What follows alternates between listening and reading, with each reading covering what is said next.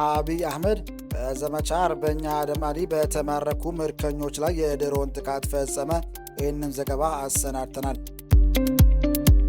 መነሻውን ምስራቅ ወለጋ ዞን ጊዳ አያናና ሲቡ ስሬ ወረዳዎች ያደረጉት የአገዛዙ ሰራዊት በ22 መኪኖች በመጫን የአማራ ፋኖ በወለጋ ይገኝበታል ወደ ተባለው አቤ ደንጎሮ ወረዳ ውባንጂ ቀበሌ በቀን 9 2018 ዓ.ም ጦርነት ከፍቷል። ይህንን ጉዳይ አሰናድተናል፣ ትሰሙታላችሁ። መታሰቢያነቱ በአርበኛ ጌትነት መሳፍንት በሆነ ዘመቻ ከ180 በላይ ጠላት ሙትና ቁስለኛ ሆኗል። በሰፊው ትሰሙታላችሁ። ብልጽግናው መራሽ መንግስት በተለያዩ ክልሎች ወጣቶችን እያፈነ በግዳጅ እያፈሰ እንደሆነ ታወቀ። አብራችሁ ስትቆዩ የምትሰሙት መረጃችን ነው። ክቡራን አድማጮቻችን በድጋሚ ለዚህ ቻናል አዲስ የሆናችሁ ቤተሰቦች ሰብስክራይብ ማድረጉን እንዳትዘንጉ እያልን የግንባር መረጃዎች እንደተለቀቀ ወዲያውኑ እንዲደርሳችሁ ደወል ምልክቱን ተጫኑት እያልን በቀጥታ ወደ ዝርዝር መረጃ አቀናን።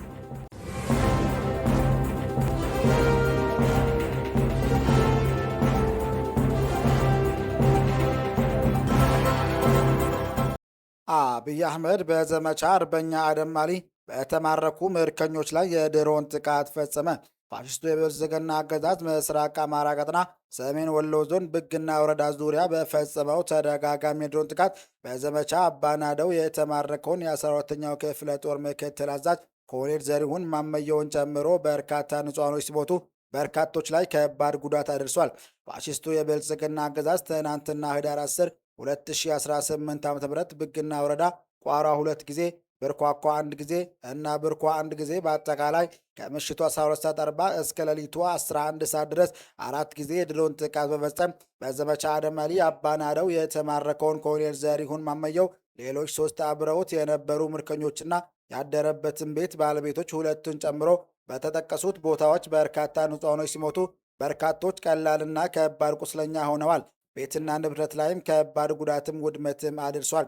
ከዚህ ጋር ተያይዞ በዘመቻ አርበኛ አደም አሊ አባናደው የተማረኩ በመቶዎች የሚቆጠሩ የፋሽስቱ አገዛዝ ብልጽግና ሰራዊት እጃችን ላይ ያለ መሆኑ የሚታወቅ ሲሆን እነዚህ ምርኮኞች ምግብና ውሃ የሚያቀርብላቸውና የሚመግባቸው ፋኖ፣ ጥበቃቸውም ፋኖ፣ የሕክምና አገልግሎትም ሆነ ሌሎች ሰብአዊ አገልግሎትም የሚሰጣቸው ፋኖ መሆኑን ግንዛቤውን በማስገባት በቀጣይም ተመሳሳይ የፋሽስቱ አገዛዝ ብልጽግና ጥቃቶች ሊፈጸሙባቸው እንደሚችል ዓለም አቀፍ ማህበረሰብ እንዲያውቅልንና በተለይ ቀይ መስቀል ምርኮኞቹን እንዲረከበን ስንል በድጋሚ መልእክታችን እናስተላልፋለን ብለዋል።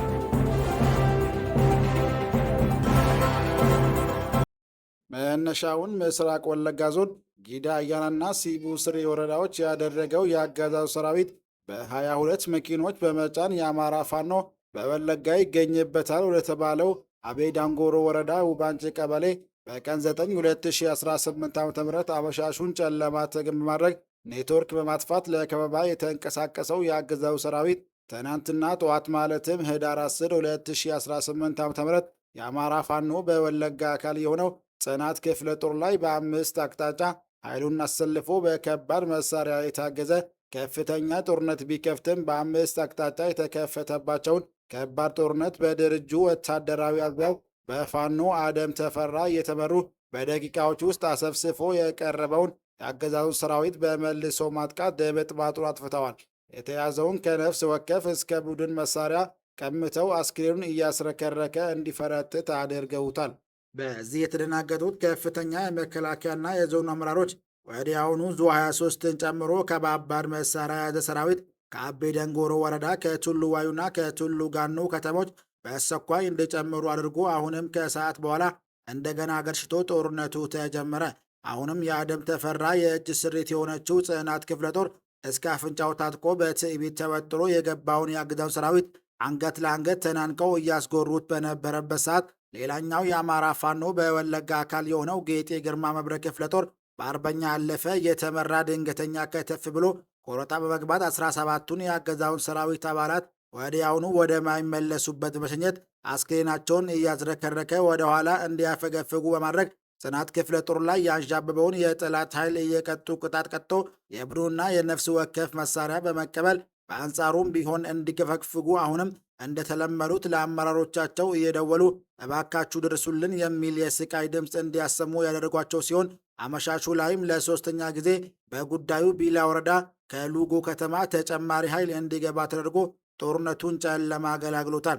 በአሁኑ ሰዓትም ከፍተኛ ምትን ያስተናገደው የአገዛዙ ሰራዊት አስክሬንና ቁስለኛውን ሰብስቦ ምሽግ ውስጥ ተጨማሪ ኃይል እየጠበቀ ይገኛል።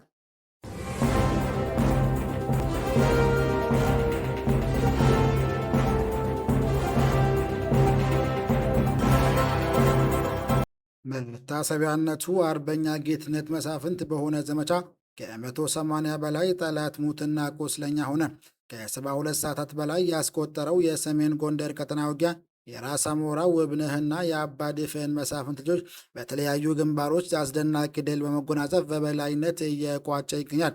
ጀግናው አርበኛ ጌትነት መሳፍንት ህልፈት ተከትሎ የቀጠናው ተዋጊ ሞራል ተናግቶልኛል በሚል ስሌት ከአራት አቅጣጫ ወደ ዳባት ወረዳ አጅሬ ጃኖራ ያመራው የጡት ቆራጩና ሴት ደፋሪው የአብይ ግሪሳ በራስ አሞራው ሶስተኛ ኩር ሰራዊታችን በቆላማው የወገራ ጠገዴና አርማጭሆ እንዲሁም ዛራማና ቦዛ አዋሳኝ መሬቶች እንደ በረዶ ቀልጦ ቀርቷል። ተከታትሎ የበጣው ጠላት አራብር ቀበሌ አቡ ገዳም፣ ሞርጠጫ ጸበልና ወይራ ጊዮርጊስ ማለትም 79ና 13 ቁጥር በመባል የሚታወቅ ልዩ ቦታ ከ30 በላይ ሲደመሰሱ 23 ቁስለኛ ሆነዋል። 2 ወታደራዊ ተሽከርካሪ ከጥቅም ውጪ ተደርጓል። ቀሪው ወደ ዳባት ተፈርጥቷል። በደባርቅ አቅራቢያ ጥራይና የተገረፈው የጠላት ኃይል ለጊዜው በውል ቁጥሩ ያልታወቀ ጠላት ሰብአዊና ኪሳራ ደርሶበታል። መቋቋም ስላልቻለ ሸሽቶ ደባርቅ ተመልሷል። አጅሬ ወንበር የሚካኤል፣ አይረፈደ ማርያም፣ መድኃኔ ዓለም፣ ቻይና ካምፕና ተንሳኤ በተሰኙ ልዩ ቦታዎች በተደረገ እልህ አስጨራሽ ትንቅንቅ የአባ ድፈን መሳፍንት ልጆች የጌትነት መሳፍንት ወንድሞች የአብይን ሰራዊት በእሳት ቆልተውታል። በርከት ባሉ ግንባሮች ላለመማረክ የሞት ሽረት ለመዋጋት ሞክርም በመጨረሻም የአረመኔ ወታደር ሬሳ ነዶ ተቆላልፎ ወደቀ። ከፊሉ ቆስሎ ሲማረክ፣ ቀሪው ሸሽቶ ለማምለጥ ጥረት እያደረገ ይገኛል። ጀግናው ጌትነት መሳፍንት በወደቀበት አጅሬ ከ65 በላይ ጠላት ሲደመሰሱ ከ70 በላይ ቁስለኛ ሆኗል።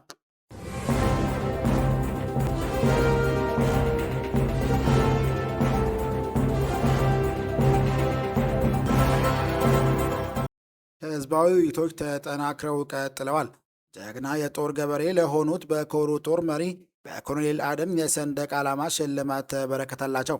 በቢብኝ ወረዳ ኩረፍት ነዋሪዎች ጋር ድርጅታችን በየቀኑ አሰራሩን እያዘመነ አደረጃጀቱን እያስተካከለ የጠላትን ኃይል እያፈራረሰ የጉዞ ፍጥነቱን አስተካክሎ መራመዱን ቀጥሏል። አሁን ያለንበትን ወቅታዊ ሁኔታ አስመልክቶ በቢብኝ ወረዳ ኩረፍት አካባቢ ከሚገኙ ከገበሬ ጦሩ ጋር ሰፊ ውይይቶች አድርገናል። በዚህ መድረክም ይህን ጨካኝ ስርዓት በስኑ ነቅለን እስካልጣልነው ድረስ እንቅልፍ አንተኛም፣ በሄዳችሁበት እንሄዳለን፣ ሜዳውም ተራራውም የኛ ነው፣ አድነንላችሁ፣ የጀመርነው እኛንን የምንጨርሰው እኛንን ሲሉ በወኔ አርበኝነታቸውን ገልጸዋል። እስካሁን ድረስ በነበረው ትግል ጀግና የገበሬ ጦር አመራር ለሆኑት በኮሩ ጦር አዛዥ በኮሎኔል አደም አማካኝነት የሰንደቅ ዓላማ ሽልማት ተበርክቶላቸዋል። የ201ኛ ኮር አስተዳደር የ54ኛው ክፍለ ጦር አመራሮችን የጊዜው መንግስት ተማሪዎች በተገኙበት የቀጣይ አቅጣጫዎቹን በመስጠት ተጠናቋል። ለዛሬ ሊደርሳችሁ ይገባል ብለን የመራረጥንላችሁ መረጃዎች ይህን ይመስል ነበር። በሌላ ዜና ፈጣሪ እንዲያገናኘን እየጸለይን መልካም ጊዜ እንመኝላችኋለን።